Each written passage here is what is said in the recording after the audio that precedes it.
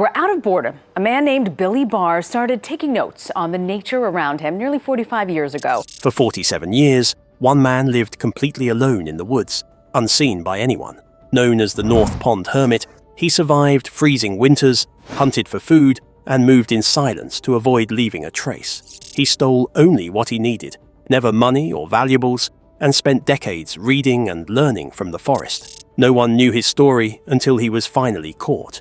Now, after nearly half a century of isolation, he has a warning that the world is only just beginning to understand. What did he see that everyone else missed? Join us to find out. Number 12. Billy Barr. For more than 50 years, Billy Barr has walked up a small hill in the Colorado Rockies every afternoon to measure snowfall. He is unseen by most, unnoticed, yet his work quietly matters. In the early 1970s, Billy graduated in environmental science and chose a simple, meaningful life. He moved to a tiny cabin in Gothic, near the headwaters of the Colorado River.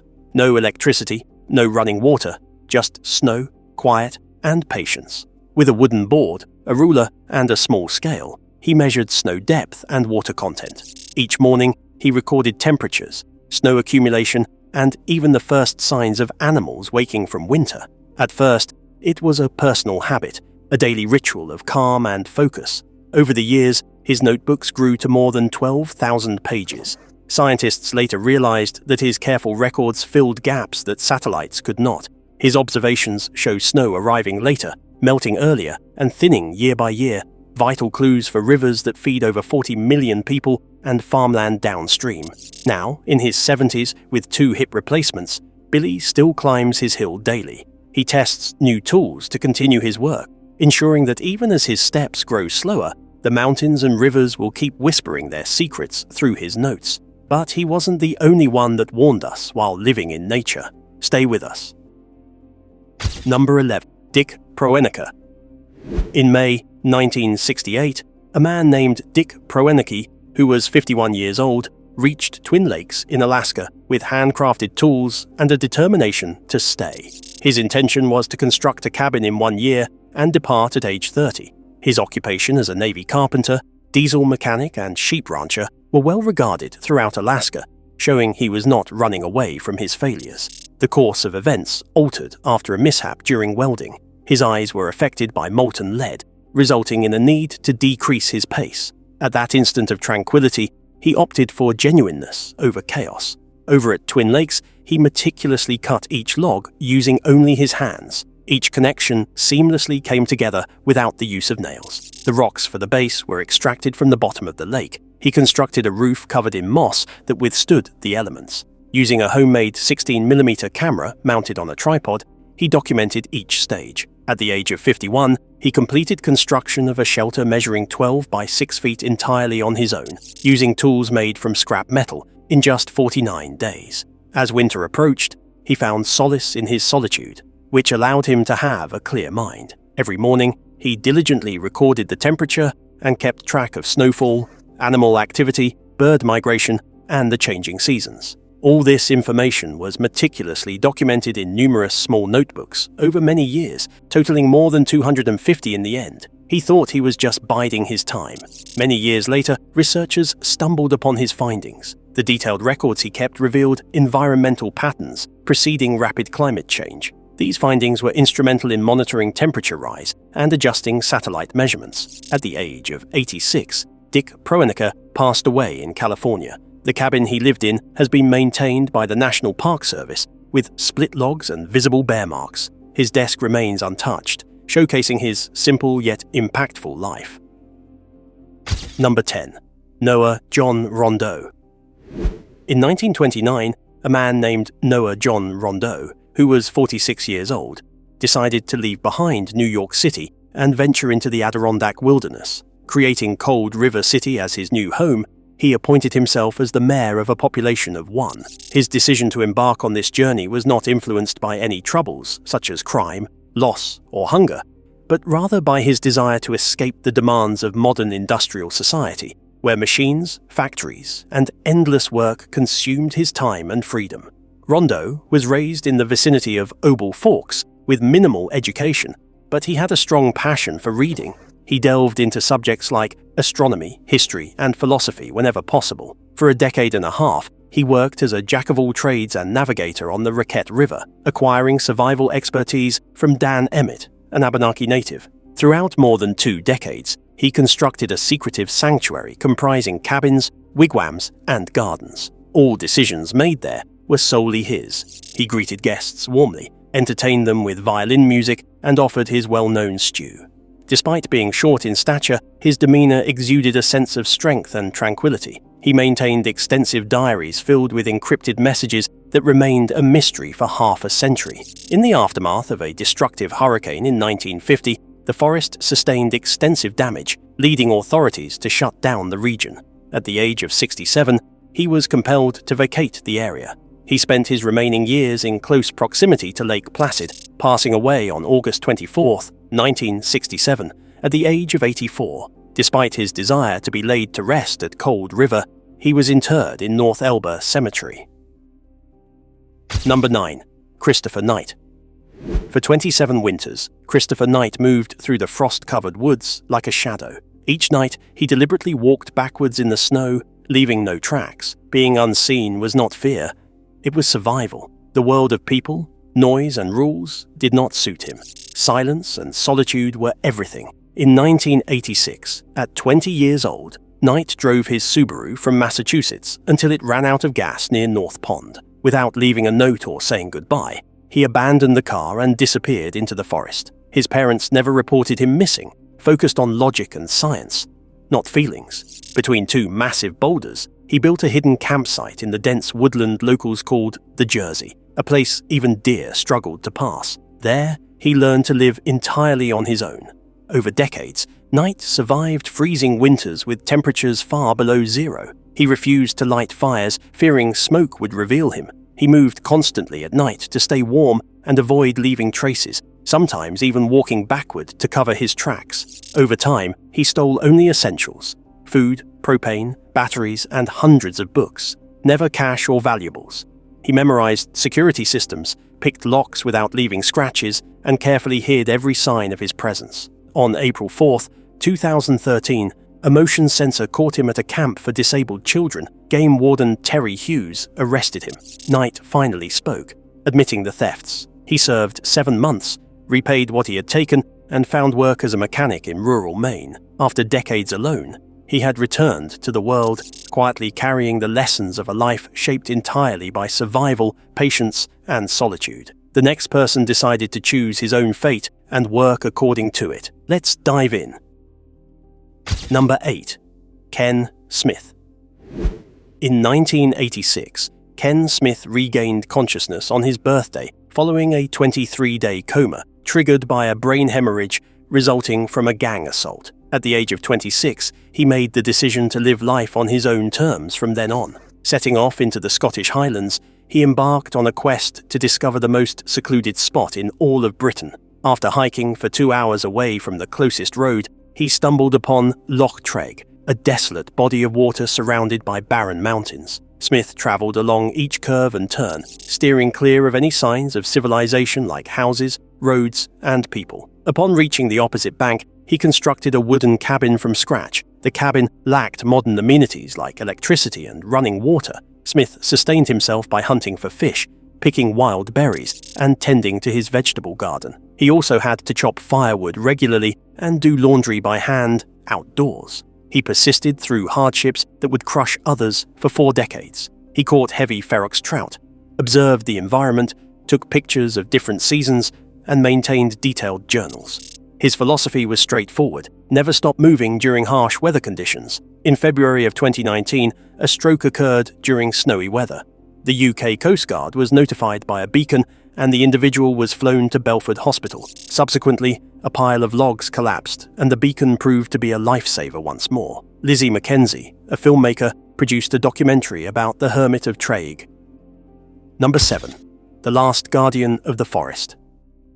In the heart of Brazil, in the jungles of Rondônia, there was a man who remained as the sole representative of his tribe. As time passed, his community was wiped out due to deforestation for cattle ranching. In 1995, the few remaining members of his tribe were murdered by illegal miners, leaving him as the last person standing. He gained a reputation as the person associated with the pit.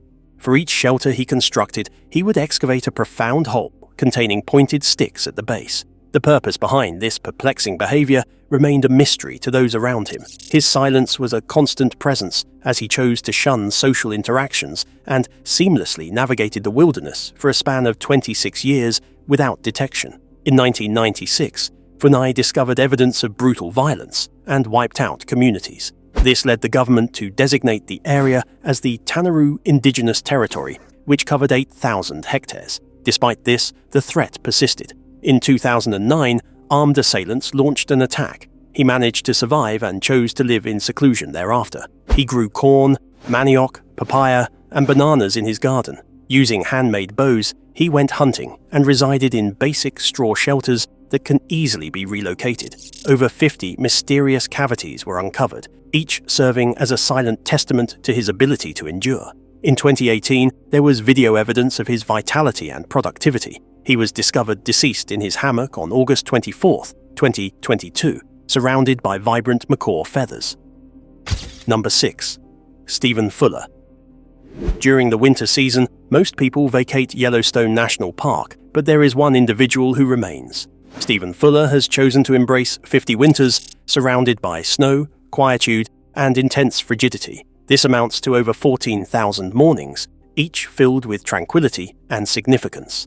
After years of wandering through Africa, Europe, and Asia, he could never find comfort in the bustle and noise of cities. His soul craved the solitude and tranquility of the wilderness. In 1973, Fuller decided to take on the role of winter keeper, a job that offered little in terms of pay, but promised a clear sense of purpose. By mid-November, he would be cut off from the world by snowfall, staying put until mid-April. He performed strenuous tasks by removing thick layers of snow from numerous cabins, dormitories, and the main lodge. Neglecting this duty could lead to the collapse of roofs. The temperature plummeted to below -30 degrees. The sky was obscured by storms for prolonged periods. Assistance was not readily available as roads were covered in snow. Communication was disrupted due to phone failures. He went skiing through urban areas, split wood, and hauled ladders by himself. His nearest neighbors lived miles apart. As time passed, he brought his spouse Angela and later his daughters Emma and Sky, homeschooling them in the untamed wilderness. Fuller observed attentively as well. He captured images of wolves, bison, frozen geysers, and the evolving landscape. Through the years, his meticulous documentation unveiled the trend of milder winters and diminishing forests. In May of 2025, he concluded his 51-year tenure as the park's longest-serving winter caretaker. The next person's warning was so clear, yet it took the world a while to understand it. What was this warning? Stick around. Number 5. Gregory P. Smith. Gregory P. Smith began life with deep pain. At 10 years old, his mother took him to a building he thought belonged to family. She left him there. It was a Catholic orphanage where fear replaced care. She never returned. That moment shaped many hard years ahead. He was born in 1955 in Tamworth. His childhood home was unsafe, ruled by anger and alcohol. By 14, school ended and the streets became his world. Doctors labeled him broken, but no one showed him how to heal. Through his 20s and 30s, he slept rough along the coast, unseen and alone. In 1989, at 35, he walked into Goondiwindi National Park near Byron Bay. For the first time, he felt calm. One night became years. The rainforest became his teacher. He survived with his hands, his mind, and strong will. People whispered stories about him, but he was only a man learning to live. After 10 years, weak but alive, he returned to society. Number 4. Ho Van Lang. In 1972, bombs fell across Vietnam. In the chaos, a father fled into the jungle carrying his 2-year-old son, Ho Van Lang. He believed his wife and other children were dead. He did not know one infant had survived. Fearing the world beyond the trees, he never returned. The war ended, but his fear did not. Lang grew up knowing only the forest. His father taught him everything. He learned to hunt with bows and spears, climb tall trees, build shelters high above the ground, and make fire. They planted corn, cassava, and sugarcane. Clothes were made from bark. Tools came from scrap metal, even pieces of a crashed helicopter. Numbers beyond 10 simply meant many. There were no schools, friends, or women. The jungle was life itself. Decades later, Lang's brother found them and visited from time to time, urging them to return. His father refused, believing the forest was safer than people. In 2013, his father became ill. Lang was 41 when he first entered civilization. Everything confused him. Lights, cars, and animals kept as pets felt unreal. His father passed away in 2017. Lang lived only 8 years outside the forest. He passed away in September 2021 at 52. Number 3. Daniel Swallow. In the year 2000, Daniel Swallow placed his final $30 into a phone booth in Pennsylvania and walked away from money forever. He then disappeared into the desert near Arches National Park. For 15 years, he lived without work, trade, aid, or income.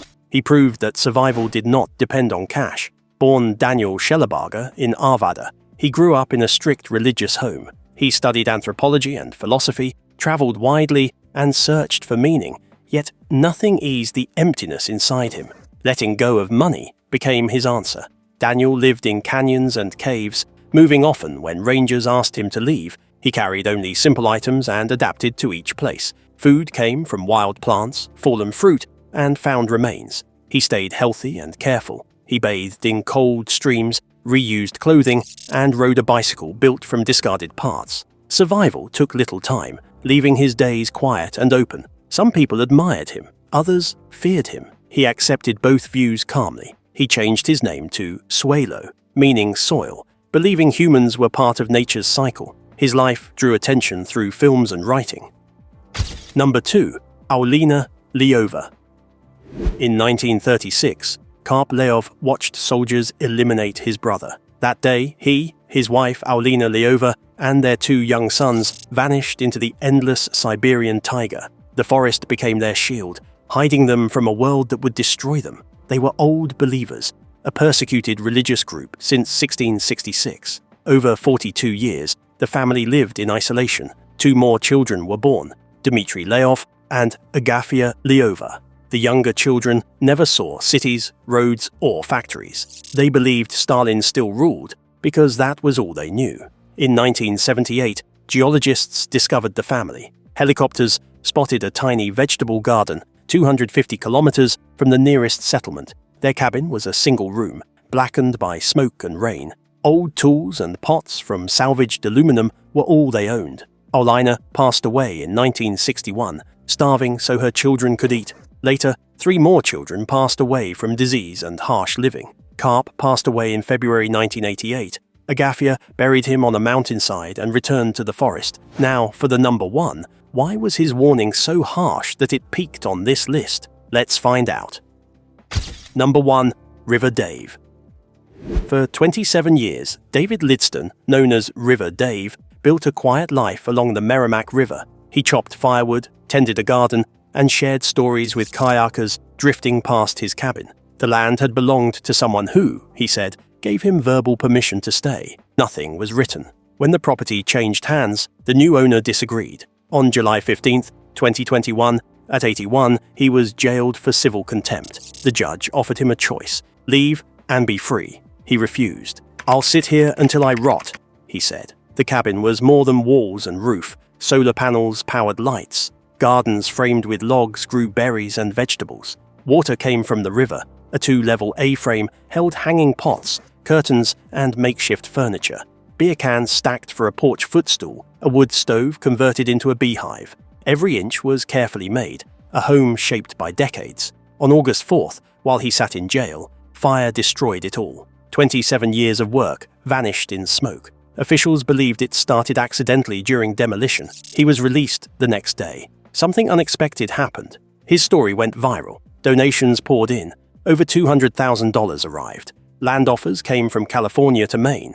Tech billionaire Alex Karp gave $180,000 alone. At first, Lidstone planned to rebuild, but he changed his mind. Society would intrude. Visitors every weekend. He realized why he had been a hermit. He had never known love. If you enjoyed this video, like and subscribe, and also click the next video shown on your screen.